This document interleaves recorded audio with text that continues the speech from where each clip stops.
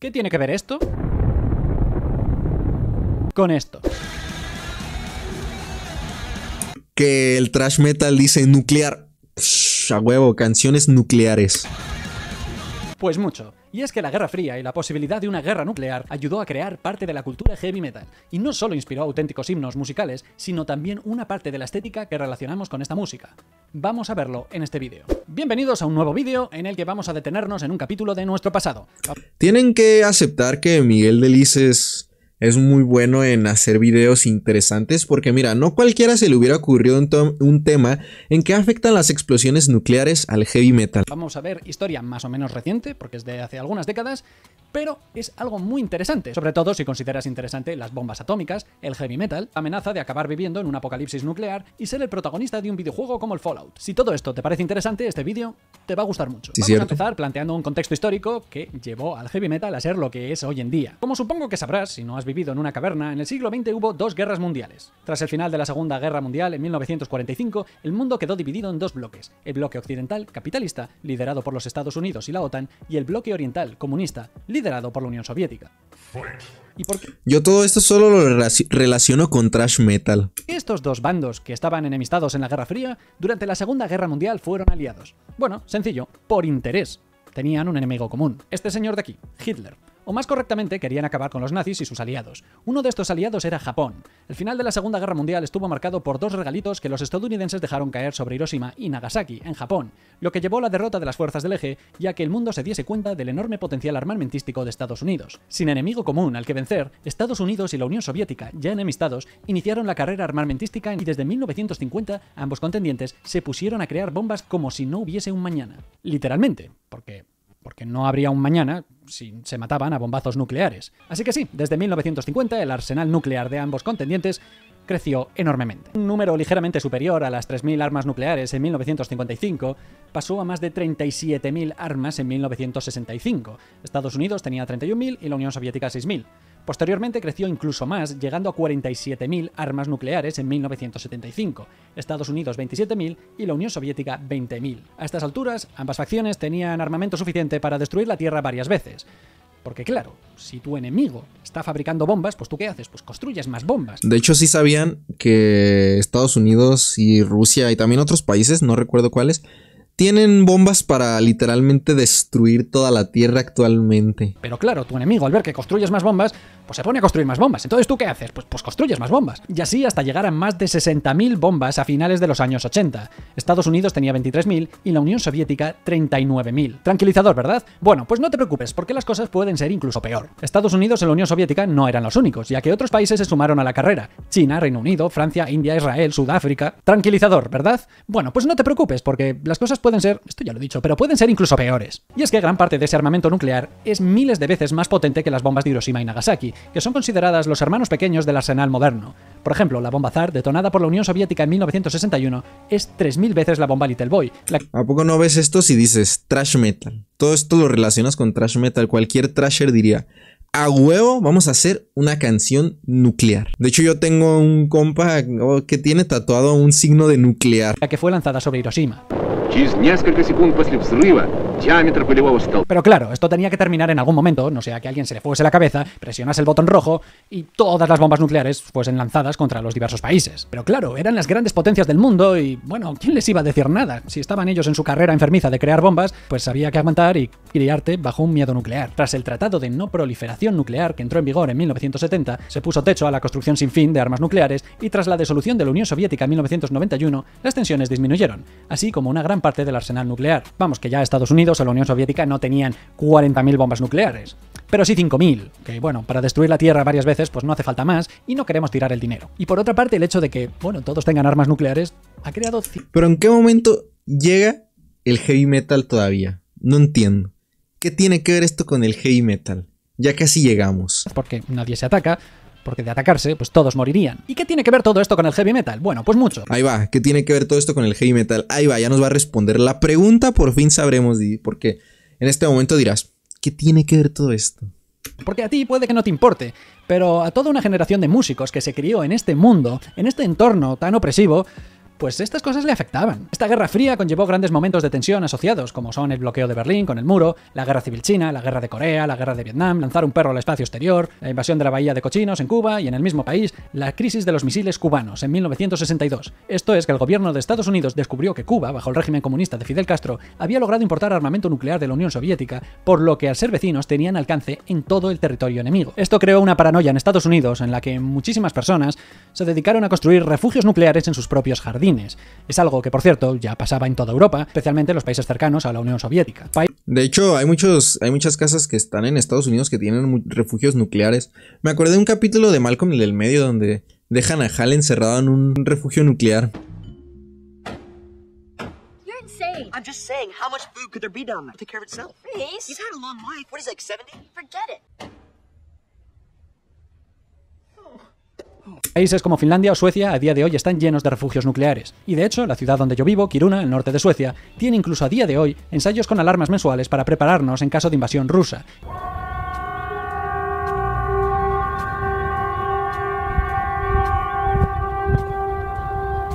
Todos tenemos un refugio nuclear al que correr en caso de ataque. ¿Ustedes no tienen un refugio nuclear? Si el pánico nuclear existe hoy en las fronteras con Rusia, imagínate en los años 50 y 60, durante esta crisis de los misiles entre las dos potencias nucleares. Y ahora sí, vayamos a la música. ¿Qué género musical nació en los años 70? Sí, efectivamente, la música disco. Y también el heavy metal.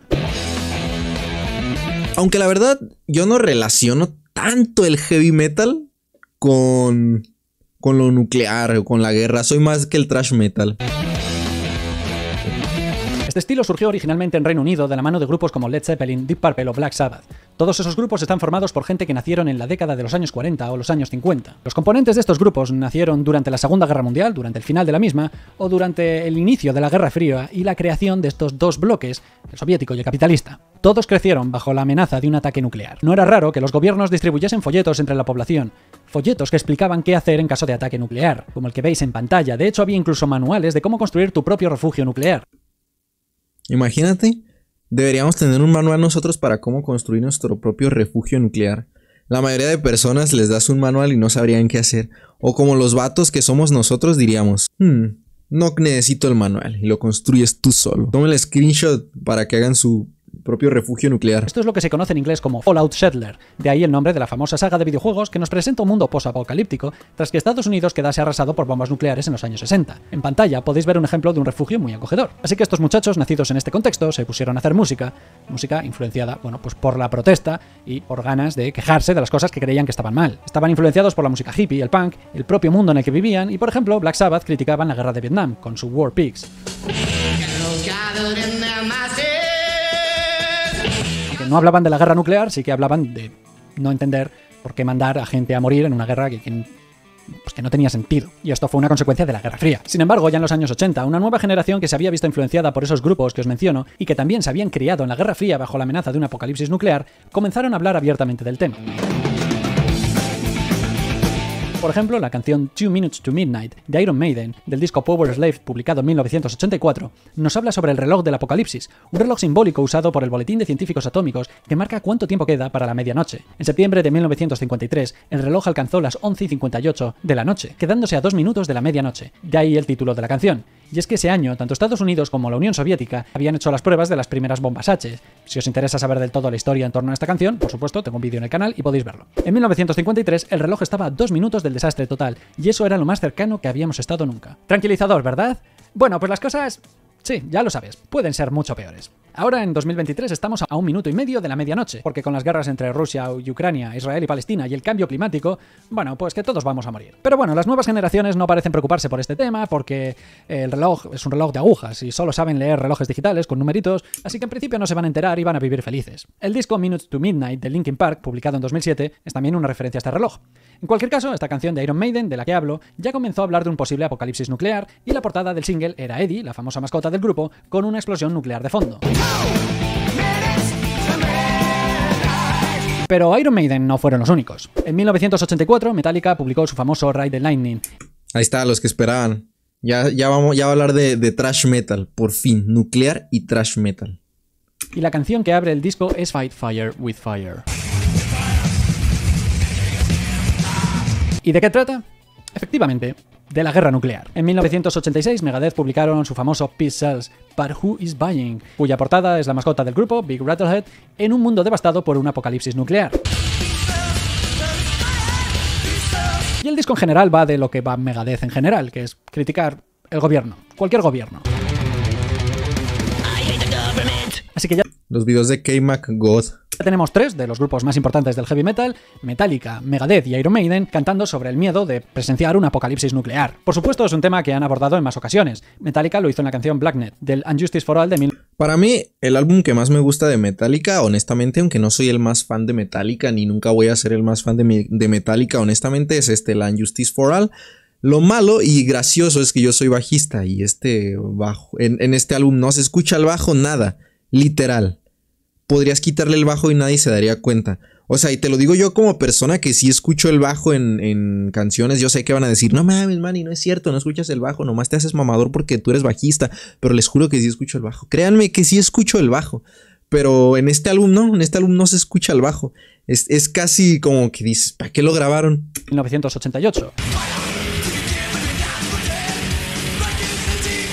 Megadeth en el disco Rest in Peace de 1990, el que es uno de los mejores discos de metal de la historia. Ahí tienen una canción llamada Rest in Peace Para mí, este es el mejor álbum de Megadeth, honestamente, el Rust in Peace. Y la verdad no creo que Megadeth nunca haga un mejor álbum que este. Para mí, yo sé que a lo mejor van a decir, para mí este otro es mejor. Para mí el primer álbum de Megadeth es 1000 veces mejor. Está bien, pero para mí este es el más perro. Polaris, en honor a los misiles nucleares UGM-27 Polaris usados por el bloque occidental.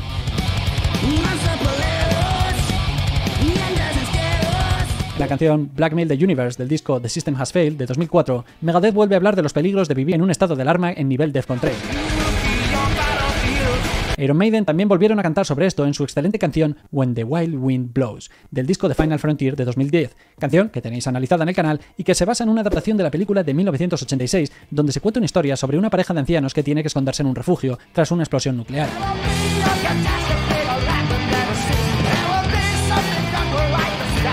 Así que ya veis, en esos primeros años que se estaba conformando la música heavy metal, resulta que un tema recurrente era el miedo a vivir en un sitio donde podían ponerse a llover bombas nucleares. Este contexto fue especialmente influyente en un subgénero del metal, el thrash metal. Grupos como Por fin.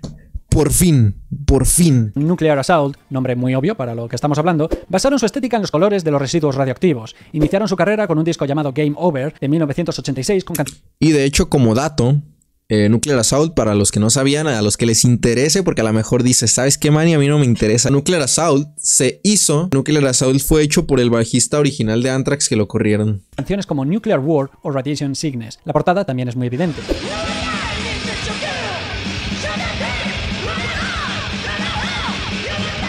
Nuclear Assault es otro ejemplo de bandas que no canta chido. No es el mejor vocalista, pero por alguna extraña razón sí me gusta. Ejemplo sería Sodom, cuya mascota es precisamente un soldado con ropajes para sobrevivir a la radiación de una explosión nuclear. Su portada del disco Persecution Mania de 1987 es otro precioso paisaje devastado por un apocalipsis nuclear y abren con una canción llamada Nuclear Winter. La mejor banda de thrash metal de los 80s, Sodom. No pueden decir que no. Sodom para mí es la mejor banda de thrash de los 80s. Me vale, yo sé que dicen Megadeth, Metallica, pero para mí Sodom. Y también otra cosa, es que sí tiene más sentido que las bandas de los 80s hablaran de cosas nucleares como lo están diciendo. En los 80s era como todo nuclear. El grupo canadiense de thrash metal Voivod comenzaron su carrera con el disco War and Pain, que hablaba precisamente de este tema, y cerraba este trabajo con una canción llamada Nuclear War. El primer disco de Exodus, de 1985, tiene una canción llamada And Then There Were Known. Albumzazo. Si no han escuchado este álbum de Exodus, recomendado al Bonded by Blood, tiene riffs que dices uff. Y entonces no quedó nadie. Anthrax incluyeron la canción Aftershock en su disco Spreading the Disease en 1985. Shattered de Pantera, en su genial disco Cowboys from Hell de 1990, cantaba sobre lo mismo. O sea, en cuestión de 4 o 5 años, teníamos a todos los grupos de thrash metal, especialmente los de la zona de Bay Area, en San Francisco, cantando sobre el miedo de vivir en un apocalipsis nuclear. Que igual eran bastante pesaditos con el tema, porque, a ver, bastante tienes con vivir ese contexto histórico y a lo mejor tú quieres escuchar música para distraerte, no estar pensando en, bueno, vaya mundo de mierda me ha tocado vivir, ¿por qué me lo estás recordando todo el rato? Y bueno, también puede ser que sí, les preocupaba morir en una explosión nuclear, pero igual este tema, bueno, pues estaba de moda y si todos cantaban sobre esto, pues bueno, había que sumarse a esa oleada. Y también puede ser que muchas bandas hablan de cosas populares y ya, como lo dice aquí, es como que estaba de moda y dicen, bueno, yo voy a hablar de eso también porque si la gente habla de eso, ¿por qué yo no? ¿Por qué yo no? Así todos hablamos de eso. Pum. Listo, y también puede ser que muchos metaleros es que nosotros hablamos de cosas rudas, nada de amor y eso. Rudo. Soy rudo. Al mismo tiempo, pues gran parte de la estética del thrash metal adaptó colores muy... Bandaza. Bandaza. ¿Han escuchado Toxic Holocaust? Bandaza. Siempre trae una pinche playera todavía bien desgastada de esa madre. Muy vivos, como amarillos, rojos y verdes fosforitos, porque eran los colores que se usaban en las señales de peligro o de biohazard. Esto se puede apreciar en grupos más o menos modernos como Municipal Waste, Toxic Holocaust o incluso los españoles Crisix. Obviamente no solo los grupos de thrash metal cantaban sobre esto, pero sí es verdad que el thrash metal hizo bandera de cantar sobre este tema, especialmente a finales de los 80, antes de la disolución de la Unión Soviética, que es cuando más o menos empezó a perder ese miedo a la amenaza nuclear. Bueno, no lo había pensado, pero es verdad, también el thrash metal moderno sí habla de cosas nucleares, pero no necesariamente de la guerra, habla de nuclear en general, como que ya lo nuclear es thrash metal. Y viendo que todo esto funcionaba muy bien y el heavy empezaba a ser muy popular en los 80, pues surgieron las discográficas. La más famosa puede que sea Nuclear Blast. Sí, cierto, Nuclear Blast. Esta es para los que no saben, esta es la disquera más grande de metal que existe. Nuclear, que tiene su haber muchos de los grupos de metal más conocidos. ¿Y cuándo fue fundada?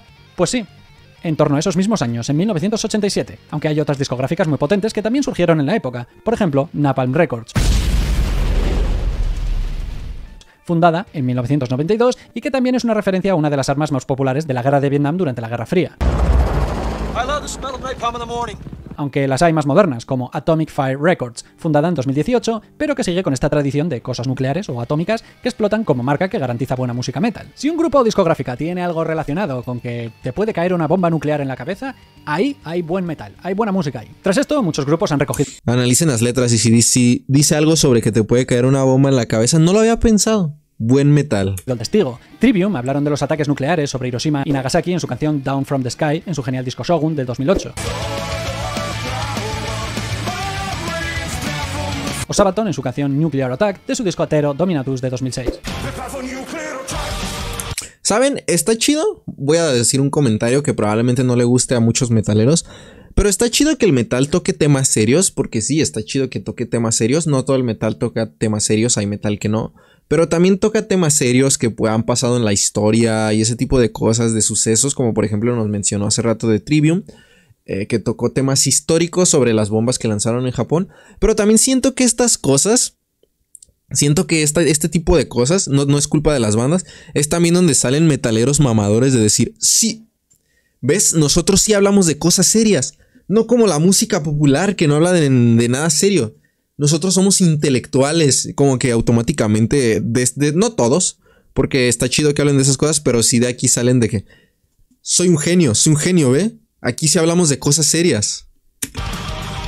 A día de hoy, la lista de canciones de heavy metal que tratan sobre apocalipsis nucleares o explosiones nucleares es muy larga, así que sí, parece un tema bastante recurrente en el metal. De hecho, un estudio de 2016 demostró que la palabra más usada en las letras de heavy metal, excluyendo las palabras más comunes, obviamente, era burn, o sea, arder, y la segunda era cries, o sea, lamentos, lo que cuadra mucho con la temática de morir bajo una explosión nuclear. Así que si tienes un grupo de metal y quieres tener tu carné de metalero oficial, tienes que dedicar por lo menos una canción a las explosiones nucleares, y otra canción a los dragones, y otra canción a la cerveza.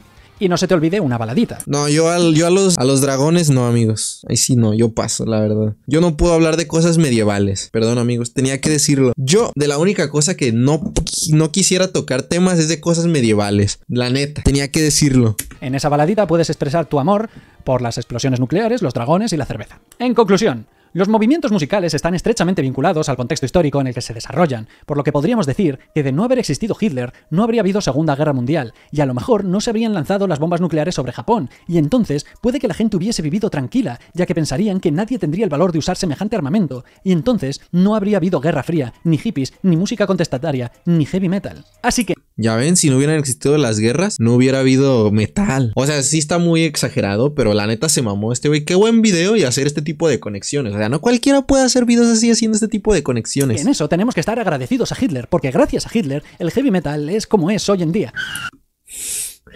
El peor comentario. No, espera, esa no es la conclusión que yo quería sacar. A ver, voy a intentarlo otra vez. Conclusión: crecer y vivir bajo la amenaza de una guerra nuclear puede tener cierto impacto interesante en la cultura popular. Pero es una mierda. Estos grupos contestatarios, rebeldes y rabiosos hicieron música antibelicista protestando contra los políticos por eso mismo. La guerra es el fracaso de la política, que se mueve por demasiados intereses y al final las peores consecuencias se las comen los de siempre. Así que no se interpreten estas canciones agresivas como un canto a la guerra, como si fuese algo bonito. No, al contrario, es expresar la frustración por tener que vivir ese mundo. Es expresar rabia por el mundo que les tocó vivir y es el deseo de, bueno, tener un mundo en el que reine la paz y el amor. Y también son canciones para sacar toda la rabia y el odio que hay en tu interior.